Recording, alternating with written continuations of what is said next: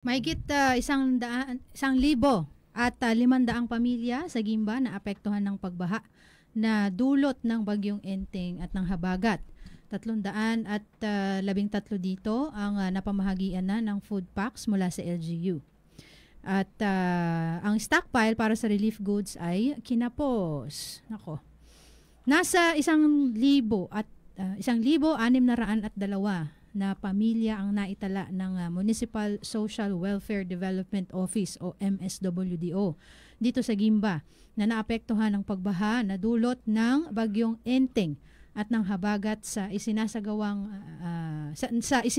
Disaster Monitoring and Assessment Report ng tanggapan as of September 4. Katumbas ito ng humigit kumulang 3,500 hanggang 4,000 individual mula sa 8 barangay ng Agcano, Bulakid, Kaingin Tabing Ilog, Cavite, Manaksak, San Roque, Santa Cruz at Sinulatan. Nagtala din ito ng 2 residente na nasiraan ng tahanan mula sa Barangay Cavite at Barangay Manaksak, habang 5 pamilya naman o 19 na katao ang kasalukuyang nasa evacuation center sa Garampil Building sa Barangay St. John. Ang mga ito ay mula sa Barangay San Roque. Nakapaghanda lamang ang LGU ng nasa 500 food packs at hygiene kits mula sa stockpile nito para sa ganitong klaseng kalamidad. Nagkakahalaga ng 750,000 pesos. Naipamahagi na kahapon ang 313 food packs sa isinagawang relief operation sa 4 na barangay sa Agcano, Cavite, Santa Cruz at Bulakid.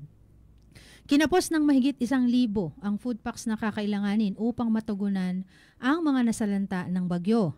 Sa ginanap na assessment kahapon ng umaga, September 4, ng mga department heads at ni Municipal Mayor Jesulito Galapon, napag-usapan na ang kakulangang relief goods ay balak laanan ng pondo sa pamamagitan ng pagbababa ng supplemental budget sa Sangguniang Bayan para sa kanilang agarang approval. Ayon kay Municipal Accountant King Philip David, pwedeng itap ang Special Trust Fund na mayroong pwedeng pagkuhanan na 14.7 million pesos. Ayon kay Mayor Galapon, ang ire-request na budget ay para sa kakulangang mahigit 1,000 at para sa karagdagang stock o buffer pang-antabay kung may darating pang sakuna. Nais din nito na tulungan ang residenteng nasiraan ng bahay upang makapagsimula muli. Ang assistance ay manggagaling sa Emergency Shelter Assistance at sa AIX program o Assistance in Crisis Situation program ng DSWD. Tuloy-tuloy yung relief operation sa mga natitira pang food packs na ipapamahagi sa iba pang mga barangay na apektado. Ayan. Okay, nako. Umabot din pala ng mahigit 1,000, no? 1,602 ang affected. Oo, as of yan kahapon. Kahapon yun. Ito yung mga binaha, yung mga bayan. Oo, talaga yung mga assessment ay ang mga nag-diyan, pero ang mga nag-confirm diyan. Kahit mabinaha ng saglit lang, dapat makatanggap ng tulong. Kung halimbawa, dumaan lang kasi may depende yun sa assessment ng DSWD. Ang lumalakad para sa kanila ay ang nasa ground talaga ay yung mga child development workers. Sila talaga yung nagpapasa ng report. Tawag doon? Mga daycare teacher. Pero child development workers na raw sila. Ngayon. Child development workers. Oo, yun nga yung sila yung talagang naka-monitor doon sa kanilang mga naka-assigned na barangay para makapagbigay ng syempre data, tamang impormasyon. Oo. Tapos yung relief operation kahapon, ang kasama nila diyan ay bakit kaya maliit lang yung kanilang stockpile? No? Ang minimum lang kasi, daw ang minimum kung 500 minimum lang ang kanilang ini-standby, tapos wala ring warehouse. Isa yun sa mga naging di ba meron sila yung doon sa Garampil, 500. MDRRMC, Wala. Yun yung isa sa malaking ang Office. problema na kailangan na talagang magpatayo ng matinong warehouse. Hindi lang para sa paano nga ano. kung may warehouse, wala namang ilalagay. Ay hindi, kaya nga ganun lang maliit lang yung stockpile eh.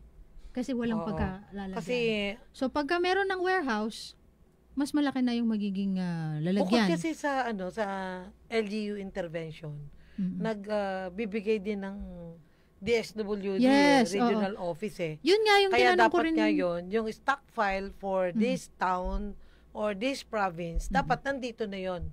Wala pa nga. Ano tawag, hindi, gano'n, yung sabihin, naka-ano na siya. Oo, yung, naka-deploy na. Oo, na meron ng allocation. Oo. May tawag silang term doon eh.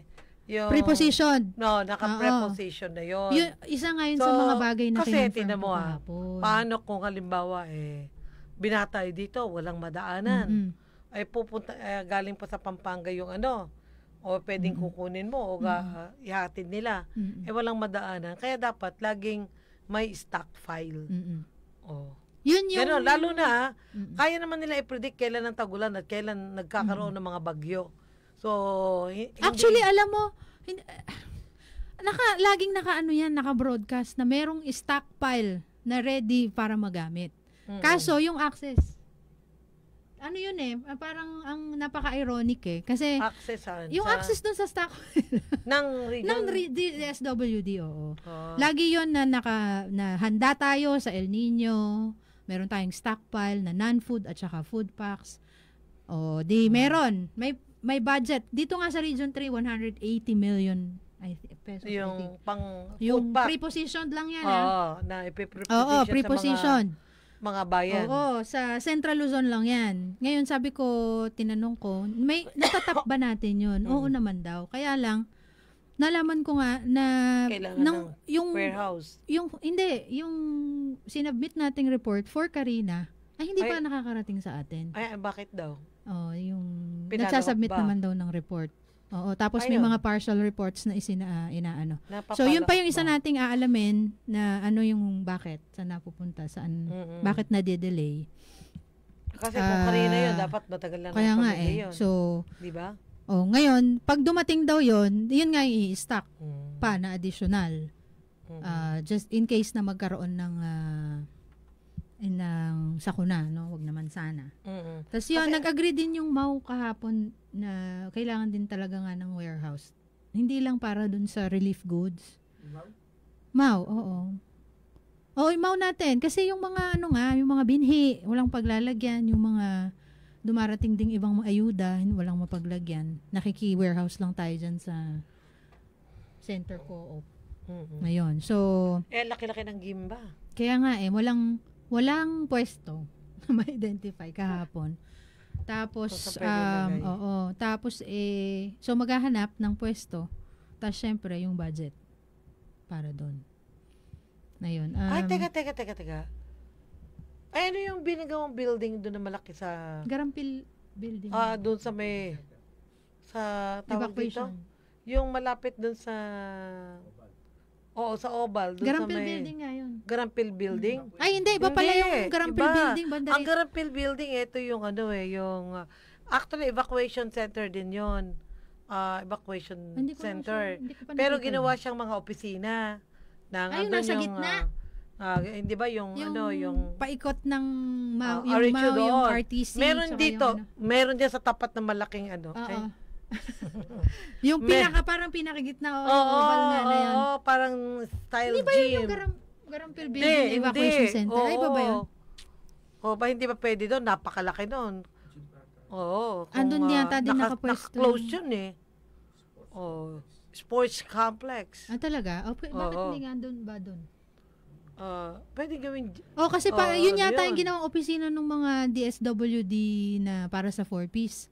Doon yata sila Hindi ko O sa alam. Garampil Building din sila. Baka sa Garampil Building lang yun. Hindi, baka magkaiba tayo ng ini-imagine Ang na Garampil lugar. Building, dito yun. Oo nga, yung katabi ng RHU. Katabi na ng MTC. Oo, yung Municipal kalinya Trial ng MTC. Court. Oo. Oo. Ngayon, dito, sa pag gitna lalabas nun, ka di ng ba? konti, Oo. pag lumabas ka Puntahan doon, nga sa natin may yun. kalsada, makikita mo yung malaking bago. Ewan ko lang, Bagong baka tayo. luma na kasi hindi, Parang tapos naman eh. Bakit kaya hindi ginagamit? Kung sports complex yun, hindi ba pwedeng gawing yun, bodega kasi sarado yun eh. Kasi itong nandito sa Banitan, di ba meron ding bodega din sa Banitan. Oo, Hindi na meron rin din. yata magamit. Parang Dahil- meron naman daw informal settlers. So, kailangan ayusin din yon, I think. Oo. Kaya meron. Ang problema lang, hindi maayos. Diba? Meron. Alangan namang maghintay ka pa ng budget para Disaster. sa pagtatayo ng Ayan na yung Sabihin, disaster. meron naman paglalagyan. Kung sakasakaling may mga preposition na mga food packs, di ba? Wala namang iba O siya, position. sige.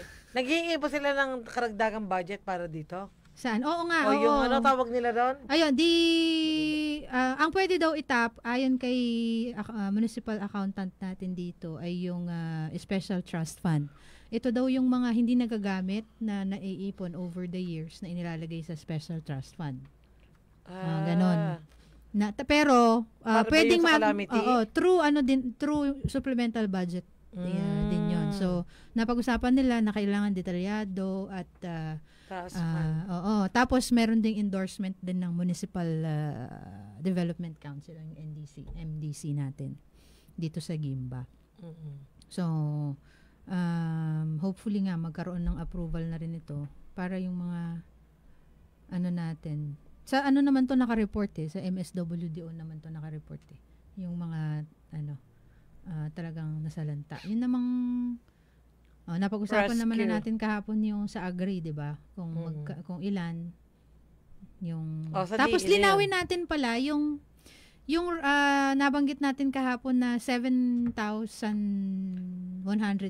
o parang 200 na standing crop. Yung pala yung agricultural land na tinamnan ng palay sa buong sa mga barangay. Oo. Yun, buo. Yung 29 na barangays ay merong 7,000 plus na natamnan ng palay.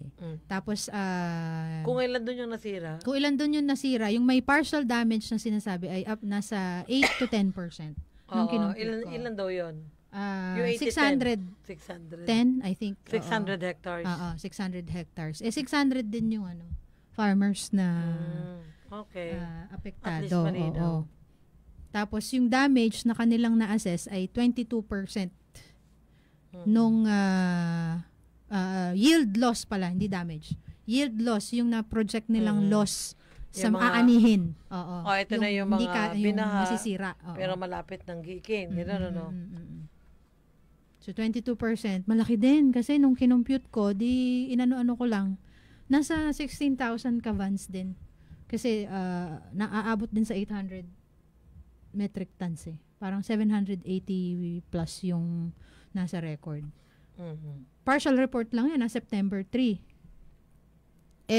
Maghapon, magdamag na umuulan. Hanggang ngayon. So, hindi natin kung meron namang humupa. So, kailangan malaman din yan para makapag-intervene din yung ating local government dito sa Gimba. Okay.